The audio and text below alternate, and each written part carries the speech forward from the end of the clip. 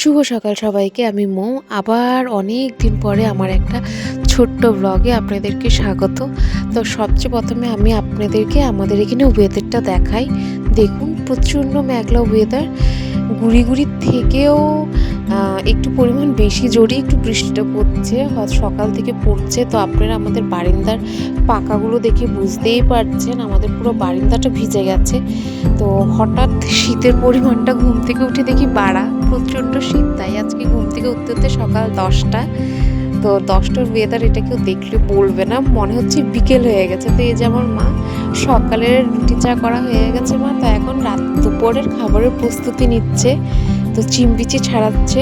তো প্রচণ্ড ঠান্ডা, চলুন ভিতরে যাই। তো এই যে ভিতরে এসে আমি একটু বসলাম, এখন মা গরম জল করবে। গরম জল দিয়ে চান করে তারপরে আবার আপনাদের সাথে ব্লগটা আমি কন্টিনিউ করছি, পাশে থাকবেন। এই যে এখন চান করে এসে দেখে হালকা হালকা রোদ উঠেছে, একদম হালকা কিন্তু রোদের তাপ। তাই এখন জানলার থেকে পর্দাটা সরিয়ে দিচ্ছি, কারণ ঘরটা একদম অন্ধকার হয়ে যাচ্ছে। ভিডিও করতে করতে দেখলাম এই যে আমার মাথাতেই ব্রাশটা গোজা আছে, ব্রাশ করেছিলাম যে।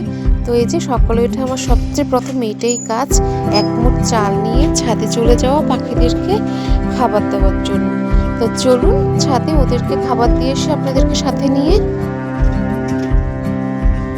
পেয়েছি। ওদেরকে খাবার দিয়ে দিলাম, দেখবেন খাবার দিয়ে ডাকার সাথে সাথে ওরা চলে এসছে। দেখুন ইনি বসে আছেন, এখন আমাকে দেখেছেন, ইনি ওনার বন্ধুদেরকে ডেকে নিয়ে আসবেন। তো দেখুন এই যে এই ডালে আরও কতজন বসে আছে। হয়তো আমার ভিডিও ক্যামেরাটা একদমই ভালো না, হয়তো অতটা একদমই বলবো না, হয়তো অনেকটা ভালো না, যেরকম আপনারা সব ব্লগারদের ভিডিও দেখেন।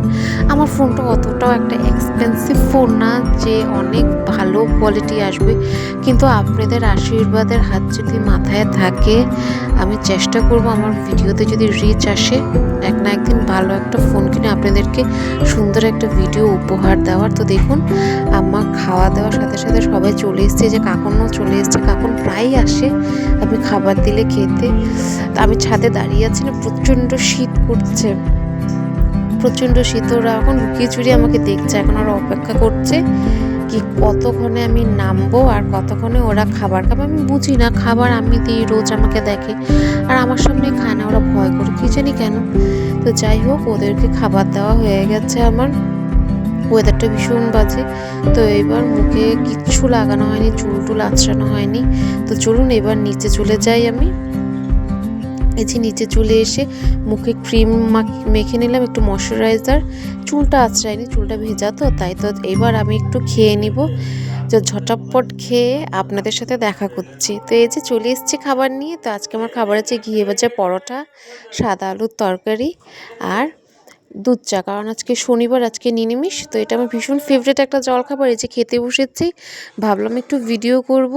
এমনিতেই অন্ধকার বাইরে, লাইটের আলোতে ভিডিও করতাম, লাইটটাও চলে গেল, পুরো ঘরটা অন্ধকার হয়ে গেল। যাই হোক এই যেটুকুনি আলো আছে, আমার রিং লাইটের আলো আছে, সেটাতে একটু ম্যানেজ করে দেখেন, কোনো উপায় নেই। তো চলুন খেয়ে নিই, খেয়ে দে আবার বাড়ির কাজকর্ম শুরু করছি আপনাদেরকে সাথে নিয়ে।